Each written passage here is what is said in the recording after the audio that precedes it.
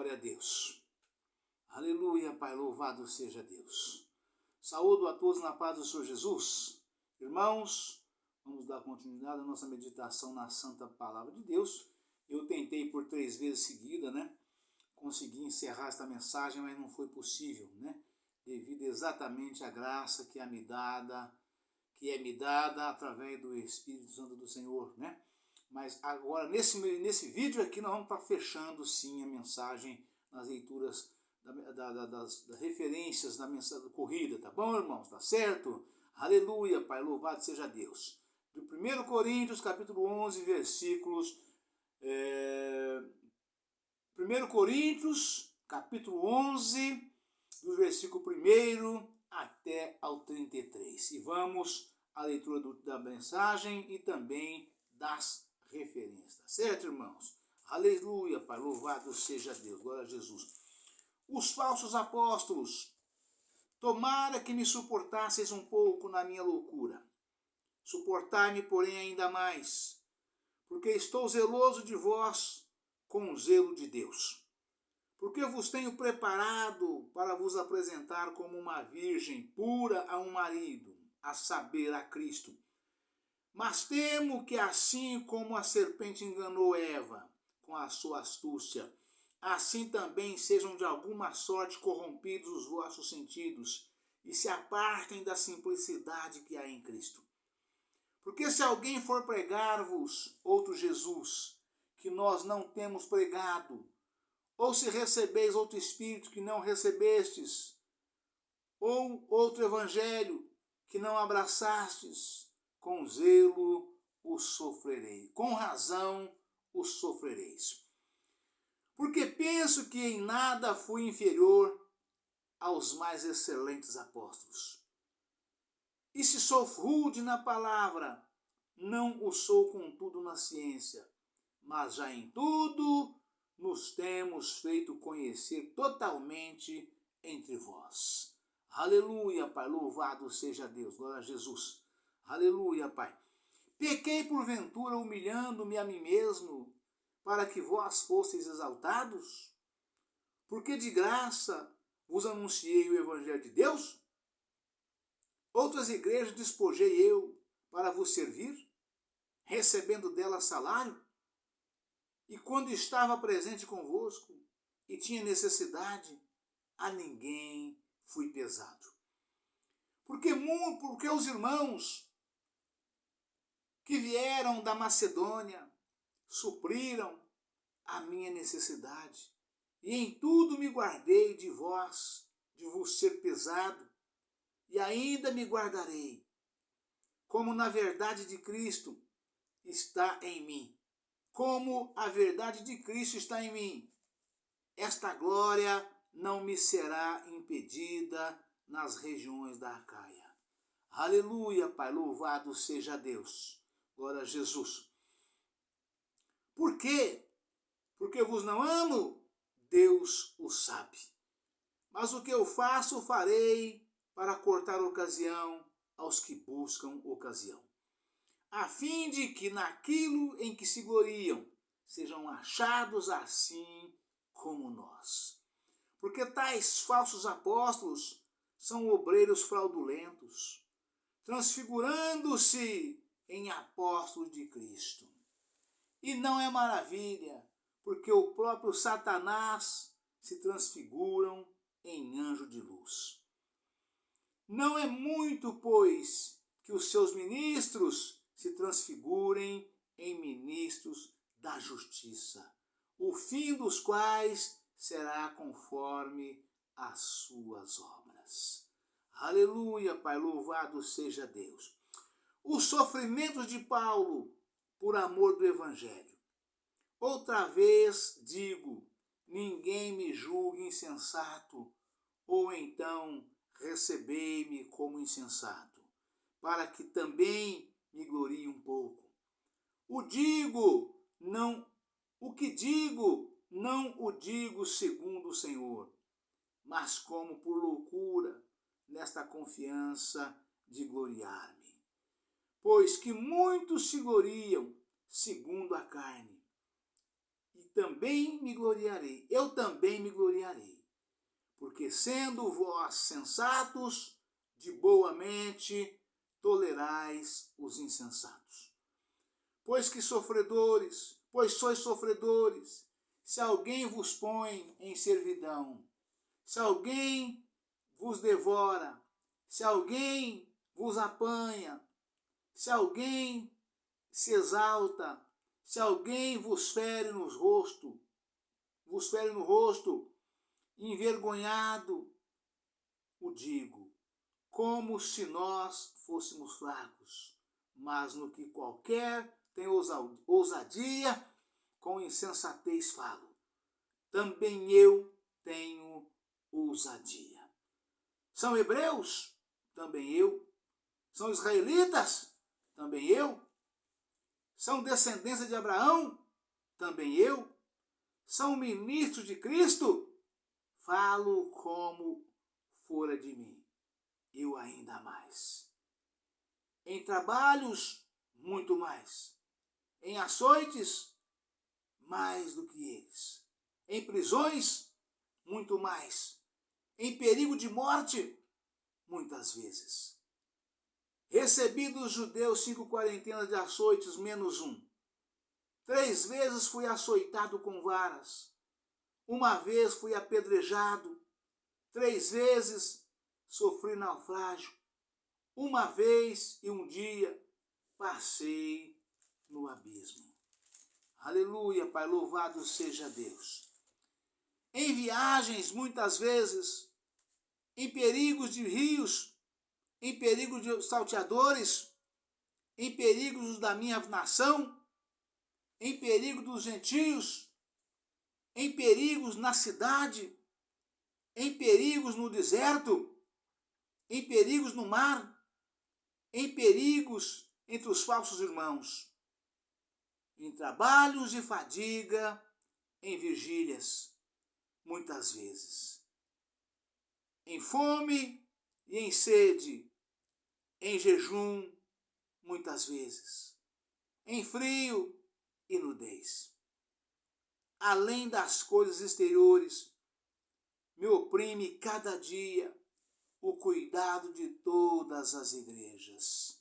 Aleluia, Pai. Louvado seja Deus. Aleluia, Pai. Esse versículo me lembra, irmãos, que o salmista disse, que está inspirado pelo Espírito Santo do Senhor, e está escrito no Salmo 69, verso 9. O zelo da tua casa me devorou. Ou seja, o cuidado das igrejas que estão sobre a minha responsabilidade, diz Paulo. Paulo, do começo ao fim, evangelizou, abrindo igreja.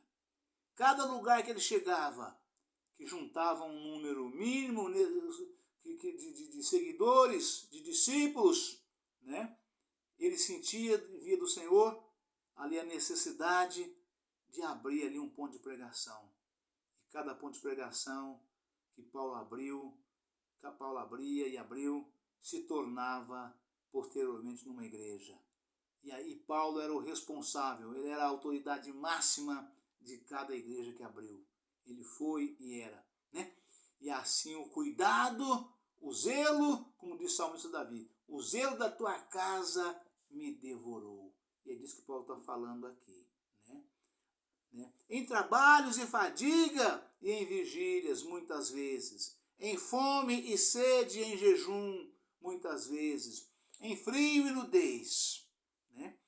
Além das coisas exteriores, me oprime cada dia o cuidado de todas as igrejas. Amém, irmãos? Aleluia, Pai, louvado seja Deus. Quem enfraquece, que eu também não enfraqueça? Né? Eu tenho falado com os irmãos muitas vezes, né? Os irmãos nos conhecem, nos vê e acham que nós somos verdadeiros esteios de aroeira. Né? Sim, pela misericórdia de Deus, nós somos sustentados pelo Senhor. Então nós parecemos inabaláveis, mas Deus sabe todas as coisas. Eu tenho falado com os irmãos, As pessoas, de um modo geral, né, as pessoas que, principalmente aqueles que não são convertidos ainda, né, aqueles mais que são frequentadores, que já conhecem a obra de Deus, conhecem as igrejas dos crentes, né, e até mesmo muitos irmãos crentes também, né, pensam, acham, né, que o pastor da igreja, que pastor não fica doente, que pastor não tem o direito de ficar enfermo, que pastor não tem o direito de enfraquecer, né? Pensa dessa forma, né? E Paulo está falando aqui o que acontece com cada pastor, né, de um modo geral, né? Em trabalhos e fadiga e em vigílias, muitas vezes. Em fome e sede e em jejum, muitas vezes. Em frio e nudez. Além das coisas exteriores, me oprime cada dia o cuidado de todas as igrejas. Quem enfraquece, que eu também não enfraqueça? Quem se escandaliza, que eu não me abrase? Ou seja, ficar nervoso, né? Ficar irado, se revoltar, né? Por causa, né, dos escândalos que ocorrem nas igrejas. Né? Eu muitas vezes, pastor Israel disse, né, mas como é que pode aquele irmão valente, valoroso, que eu olhava para ele, via como exemplo, como um bravo guerreiro de Cristo, e até aprendi alguma coisa com ele. Como é que pode esse irmão estar nessa situação hoje? Né? Irmãos caídos da graça de Deus. Né? Principalmente, irmãos, por causa do adultério. Né? Nessa minha trajetória de 23 anos de crente, desses 23, né, 6 eu fui apenas membro. Depois disso, o Senhor me levantou, me chamou, me consagrou e eu me tornei um pastor de ovelhas, né? Não ovelhas de ovinos, mas ovelhas de Deus, de almas, de povo, de gente. Tornei-me um ganhador de almas para Cristo, né? E eu vi muitos desses irmãos nessa trajetória, nessa situação. Orei por muitos deles e conheço muitos que reergueram, se levantaram. Mas tem alguns que partiu para longe, eu não sei como está. Né? Tive a notícia de quando caíram, mas não tive e se tornaram a se levantar. Mas os que permaneceram perto, né, não nas igrejas que eu dirigi, graças a Deus, nenhum se desviou nas igrejas que eu dirigi, durante todo o tempo que eu estava ali conduzindo. Né? E se algum desviou depois, eu não tenho essa informação. Né? Mas é disso que Paulo está falando aqui, nessa situação. Né? Por isso Jesus disse, orai e vigiai, para que vos não caia em tentação. Pedro disse, está escrito, né? O diabo anda em derredor, bramando como um leão, buscando a quem possa tragar. Sede sóbrios, né? Sede sóbrios, sede sóbrios. Né? Então é necessário sobriedade, é necessário vigilância, é necessário estar, como disse o próprio Senhor Jesus, né? Estarmos apercebidos, vendo sem olhar ao nosso redor aquilo que está acontecendo. Né? Mas como é que eu faço, pastor Israel, para poder ver sem olhar o que está acontecendo à minha volta, de dia, de noite, estando ausente? Né? É através do Espírito Santo do Senhor, aquele que viu o oculto e escondido, que nos mostra todas as coisas. Né? É Ele quem nos revela, né, quando a situação é de perigo. É Ele quem nos mostra para que nós possamos tomar todo tipo de cuidado e vigilância para não cairmos no laço do diabo, não cair na armadilha de Satanás. Né? E é disso que Paulo está falando aqui. Né? Aleluia, Pai. Louvado seja Deus. Quem enfraquece que eu também não enfraqueça? Quem se escandaliza que eu não me abrase? Se convém gloriar-me, gloriar-me-ei no que diz respeito à minha fraqueza. O Deus e Pai de nosso Senhor Jesus Cristo, que é eternamente bendito, sabe que não minto. Em Damasco, o que governava sobre o rei Aretas pôs guardas às portas da cidade dos Damascenos para me prenderem. E fui descido num cesto por uma janela da muralha. E assim escapei das suas mãos. Essa passagem aconteceu em Damasco com o apóstolo Paulo. Ele estava numa cidade pregando e a cidade e o rei mandou fechar as portas para poder prender Paulo. Porque naquela época as cidades eram muradas, tinha muros, né? Por isso que tinha guarda. Muitas vezes nós nos deparamos com mensagens que falam de guardas nos portões da cidade, né? Quem entrava ali para dentro não conseguia sair, porque o muro era muito alto. Toda a cidade, assim como Jericó, era cercada de muralhas.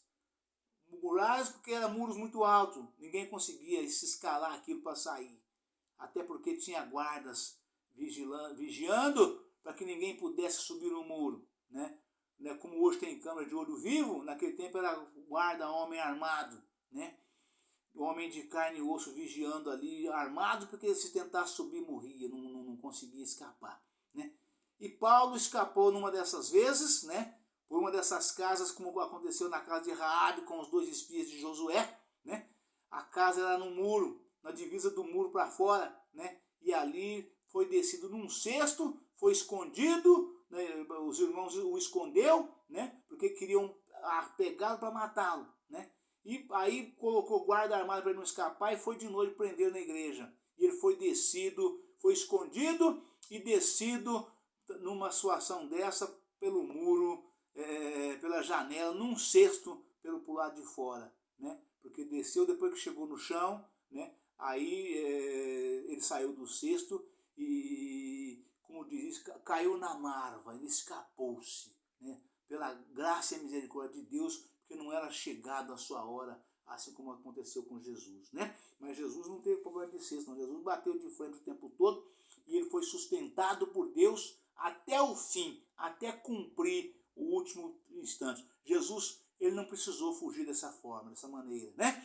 Jesus, a palavra muitas vezes fala que quando a palavra apertava na sinagoga, pegavam pedra para apedrejá-lo, ele saía, passava caminhando no meio daquela multidão toda, ninguém conseguia tirar uma pedra dele e ele ia embora, né? E se ausentava por um período de tempo, né? Eu creio que por um dia, uma noite, né? De repente o pessoal estava todo mundo junto ali nas igrejas novamente, né? Eu ainda falo muitas vezes, quando isso acontecia, eles pensavam, este não volta nunca mais aqui, né?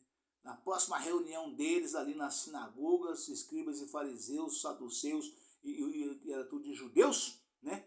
Quando olha ao homem chegando ali outra vez, para continuar aquele trabalho que ele tinha começado.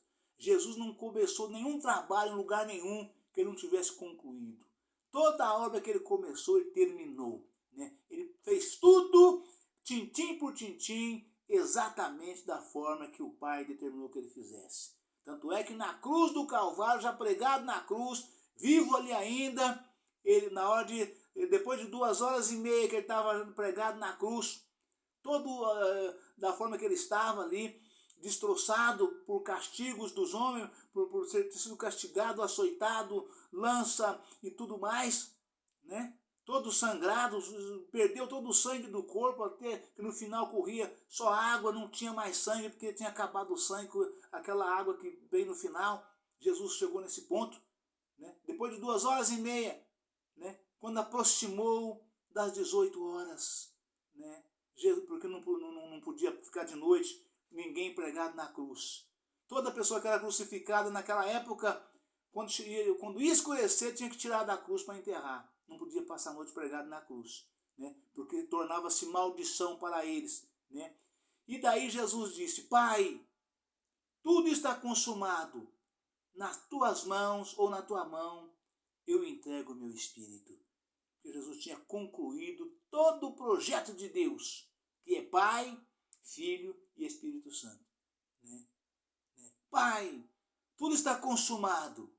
Nas tuas mãos eu entrego o meu espírito. E deu o brado na cruz e morreu. Esta foi a sétima e última palavra que Jesus disse ali na cruz do Calvário. E ali ele se entregou a Deus, e foi recolhido, de forma surpreendente. Aí tem muitas outras coisas que aconteceu após isso. Foi enterrado, ressuscitou-se, e depois a aparição, que é outra mensagem muito longa, mas nesse projeto aqui foi dessa forma que aconteceu. Em Damasco, o que governava sobre o rei Aretas pôs guardas às portas da cidade dos Damascenos para me prenderem. E fui descido num cesto por uma janela da muralha, e assim escapei das suas mãos. Amém, irmãos? Aleluia, Pai, louvado seja Deus. Deus abençoe a todos. Um forte abraço. Ficam todos na paz do Senhor Jesus. Amanhã estaremos de volta com um novo vídeo, uma nova mensagem, em nome do Senhor Jesus. Amém?